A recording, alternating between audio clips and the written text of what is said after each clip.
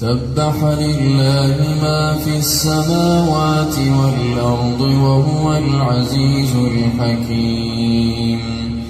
له ملك السماوات والأرض يحيي ويميت وهو على كل شيء قدير هو الأول والآخر والظاهر والباطن وهو بكل شيء عليم هو الذي خلق السماوات والأرض في 6 أيام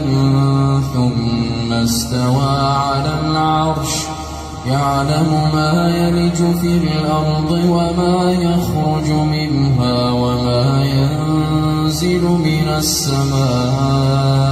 وما يعرج فيها وهو معكم أينما كنتم والله بما تعملون بصير له ملك السماوات والأرض وإلى الله ترجع الأمور يولج الليل في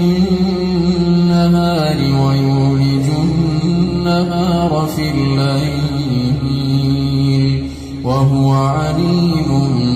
بذات الصدور آمنوا بالله ورسوله وأنفقوا مما جعلكم مستخلفين فيه فالذين آمنوا منكم وأنفقوا لهم أجر كبير وما لكم لا تؤمنون بالله والرسول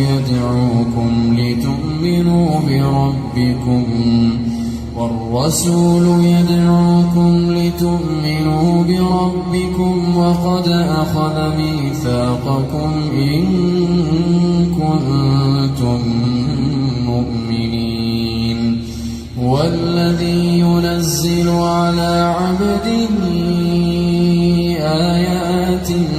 بينات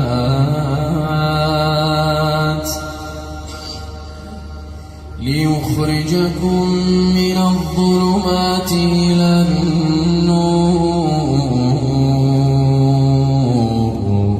وإن الله بكم لرءوف رحيم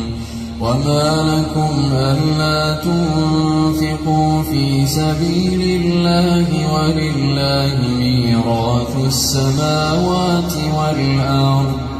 لا يستوي منكم من أنفق من قبل الفتح وقاتل أولئك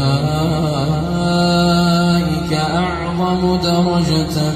من الذين أنفقوا من بعد وقاتلوا وكلا وعد الله الحسنى والله بما تعملون خبير من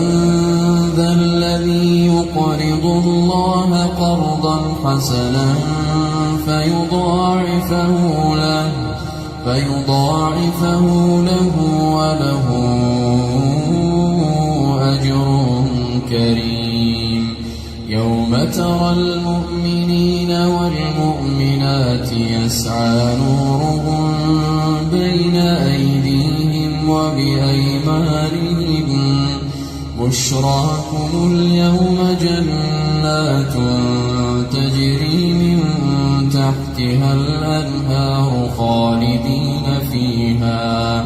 ذلك هو الفوز العظيم يوم يقول المنافقون والمنافقات للذين آمنوا انظرونا نقتبس من نوركم قيل ارجعوا وراءكم فالتمسوا نورا فضرب بينهم بسور له باب باطنه فيه الرحمة الرحمة وظاهره من قبله العذاب ينادونهم ألم نكن معكم قالوا بلى ولكنكم فتنتم أنفسكم وتربصتم